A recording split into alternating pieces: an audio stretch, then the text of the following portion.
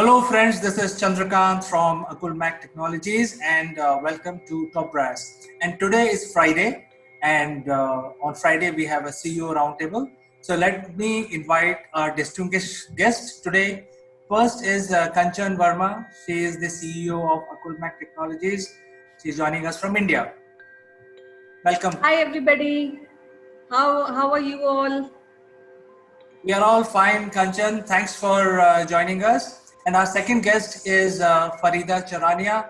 She joins us from Singapore. She is the CEO of Career Zoom, a very well-known HR consulting company. Farida, welcome to Top Brass. Thank you. I hope everybody had a good week so far, and I'm looking forward to the weekend. So I'm sure all of you are as well. Yes, we are looking towards the weekend, and in the CEO roundtable, we have a very interesting discussion that we want to have. It's about building rapport with the client, because as all of us know, client is the most important link of doing any business. So we thought that we will discuss this today, and I'll start with you, Farida. What do you think should be the most important critical aspect of building rapport with a client? Sure. I'll start with a little anecdote because I think it's so applicable in today's times. Few years ago, I was in the hospital after a surgery. A lot of people came to see me and I got a lot of gifts. I don't know who bought those gifts, but I remember each and every person who came to see me. So it's same with the clients. When times are good, everybody is calling everybody on a regular basis. But for instance, the situation that we have right now, the sales decisions are being delayed, or they are not actually being taken. And at this point in time, if we in a sales capacity keep in touch with our clients, that is what they are going to remember when times are good. So to just sum up this whole thing, rapport with the client is very, very important because one, it is not just about making a transaction and moving on, but it's establishing a business and continuing to gain their trust. You as a person might move from one organization to another, but what actually stays with you is the relationship that you build with your client. It's very possible that you will be able to continue doing business with that client if you have built the rapport in the first place. So in my opinion, every interaction with client is an opportunity to build the rapport. And as a salesperson, as the face of the organization, and even in your personal capacity, it is important to take every opportunity to do that. Very well spoken, Farida. In fact, the rapport building really starts with pronouncing the name correctly. So, a simple thing like having the right pronunciation of the name and understanding the nuances of each country, each type of names is very important. And I think that will help break the ice. So, Kanchan, what is important for breaking the ice in the journey of building your rapport with a client? First of all, the major thing is that the attitude towards client has to be positive, because it's not a one day deal. We have to deal with this client again and again. So the positive attitude is must. And second, there are some difficult clients also, and there are some complaints also. So once you are in a frontline professional in an organization and some complaints come, so you have to show the positivity towards dealing that client, because that positivity remains. For example, if client says that these are the problems and these set of things I am facing with some service on or product, so that doesn't mean that what you just straightway ask a question. Rather, you should have the empathy to listen the client and maybe come, yeah, okay, you have this kind of problem, okay, fine, we will see. And there are chances that you sometimes you may not be able to give a final solution to that particular problem. So it's better to take help of your team also, because if you are heading a team, a sales team in an organization, and there are some instances where when you go for a team help, there are some young professionals who can come out with a lot of innovative solutions for that particular problem. So in that case, what happens in this whole process, uh, clients sees that you are serious about the problem with the client is facing. Plus, in a way, when you are showing empathy, that's a channel of relationship, a business relation is set with the client, and that also increase the loyalty towards the company and towards the product. It is not a it doesn't matter you remain in this organization or not. Maybe after leaving one organization, you go to different organization, even that client comes along with you, and he already placed a trust in you, and he understands that you will be there to help him in case if he has a problem. So I think these few points are very, very important for building a client rapport. So Kanchan, you mentioned very important point, which is empathy with a client. So as a face of the organization, suppose somebody is watching this program and is a startup CEO or a SME, uh, I think how to be empathetic towards the client and also having listening ability to the problems that a client has is basically the point that you are trying to drive here. And I just want to go to Farida now because she handles a lot of people globally. Farida, how do you handle a problematic client? Because we can be empathetic, but client is the king, as we say, customer is king. So it there has to be a balance between how much to listen, how much to empathize, and how do you handle a problematic client? Sure. Now, this is a topic I can go on and on because this is my favorite topic, and even when I do trainings, this is something where we spend a lot of time. A problematic client. Now, the definition of a problematic client is different for different people. Everyone actually perceives a certain way of interaction as a problem. You could, face these situations in your life very often. One thing is to listen. We often actually, talk and we hear and we react because that's human nature, right? The key here is to listen, not just hear, but listen and respond. There are times when, the other party, the client, is going to be very, you might find it very unreasonable. But what do you do in that situation? Yes, you need to kind of, take a back seat and think what is it that is bothering this person? Can you actually help to resolve it?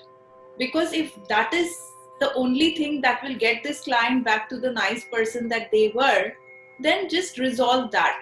But if you think that these problems are a multitude of problems and this might not be one particular resolution, then I would go back to what Kanchan was saying. Take help of your team, because maybe a different face might be able to, mitigate this whole thing much better.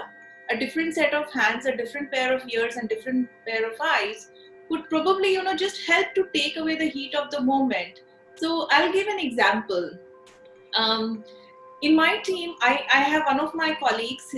He had a complete disastrous situation with a client. The client was like angry, and he was shouting at him. And because of the experience that my colleague has, he just kind of listened to everything that the client was saying, and he said that he will discuss it back with the team and go back to him. So what happened is that there was sleeping over because it was a weekend. Everyone slept over the problem. That gave my colleague the opportunity to actually understand where exactly is this dissatisfaction. What can we do to address that particular point? And he asked me if I was willing to be the face of that particular discussion for just one instance, because it will just take away all the focus from the not very nice conversation that they had, and it would just give the client an opportunity to talk to someone else, and they also will feel that somebody is listening to them. So sometimes it's okay to kind of take a little bit of a backseat, because end of the day a deal is a deal, end of the day business is business. It doesn't matter how you bring that business. Taking someone's help might just help you cross that bridge in a much more smoother way. So maybe one of the ways to handle a problematic discussion, not just a client, is just to kind of take a back seat, listen, and go back after a while, after you've processed the information and realized where exactly is the issue. So to make it very structured, keep your world binary, take in information, don't get emotional. So I attended a training many years ago where one of the things that the trainer actually said was, match the energy, don't match the emotion. So if someone is shouting at you, speak at that tone, but don't be angry, because that's just going to convert this whole discussion to a not nice discussion. But if you match the tone, the other person kind of takes a little bit of a backseat, and you are able to continue the conversation, and maybe that continuation is kinder than it was a couple of minutes ago. So I think if I have to understand the point that you just made is that maybe it will help to restate the problem of the client in your own words, and that may give confidence that hey, you know my vendors have understood my issue and my problem. Um, I think one of the major aspect of building rapport, which everybody says, is that you should not always discuss business with your client. Sometimes you should also know your client personally. So, Kanchan, what is the importance of having a non-business conversation with a client, or maybe making some personal discussion with the client? Is it important or it is not important? What is your opinion? Yeah, it is very important once you are making a rapport with the client, because uh, otherwise it'll sounds like as if you are just talking and you just want to have money, you just want to sell either product or services. And sometimes, not sometimes, actually most of the time client doesn't like it, because that becomes very harsh conversation. What I feel is, because we as human, we are emotional machine, and we have to show emotion in a certain way, and we have to tackle that emotion in a certain way, because we are social, we have to show our social skills also to the client. So when we are talking and talking, it is good to have a personal relationship, personal mixed with business relationship, because that gives kind of smoothen the conversation. And then client is also kind of have a free thought process, and he can talk to you, he can pick up your phone when you're calling, and that gel, and it becomes friendly environment. And when it is a friendly environment, then we can discuss business with all casual talking.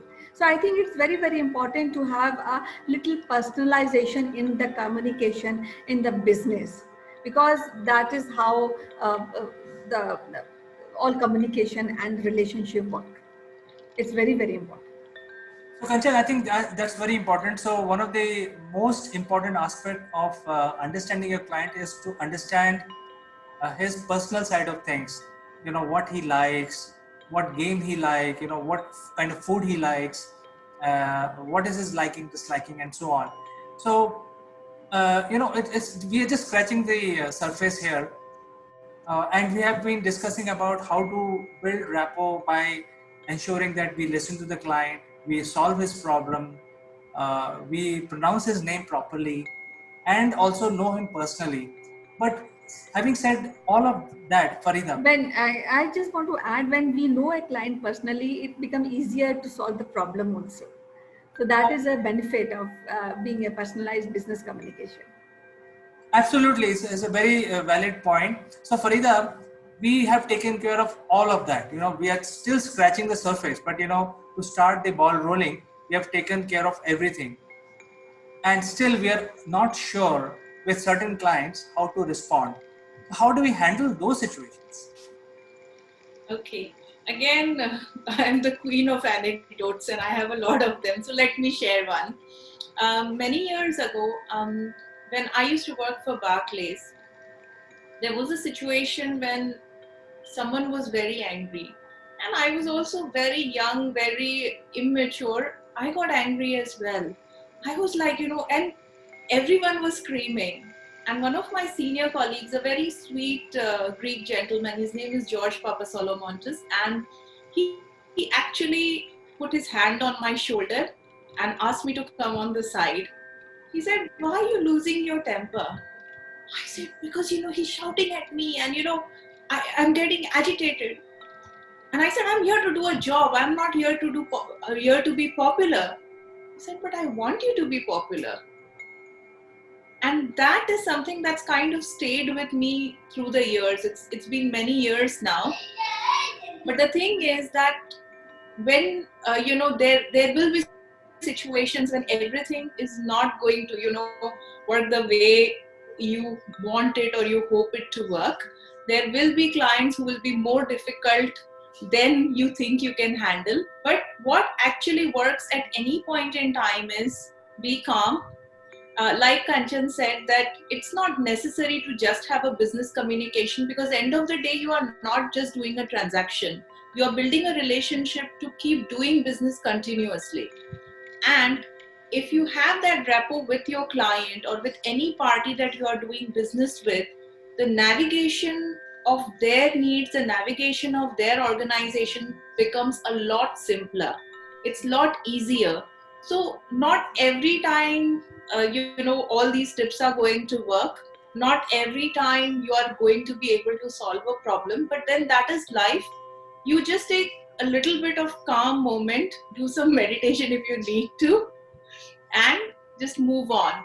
Because you can try your best to solve, you can try your best to address, but there will be times that you might still have an opportunity loss. That is life. Just pick yourself up and move on. So I think you made a very important anecdote, if you allow me to say that. It is saying that being a young entrepreneur or a CEO or a sales head or a salesperson, you have to be popular amongst your client. So I think we can end our discussion today. There are many things which may be required, which may be some of the things that we have said and discussed today are some may apply in 90% of the situations, but there could be 10% situation where these things that we discuss may not apply, and there has to be a help required to handle those things. But nevertheless, we had a very positive and fruitful discussion today in the Top Brass CEO Roundtable, and I'd like to thank my guests Kanchan and Farida for joining us today. We will catch up next Friday again. Thank you. Thank you. Bye bye. Bye bye. Bye.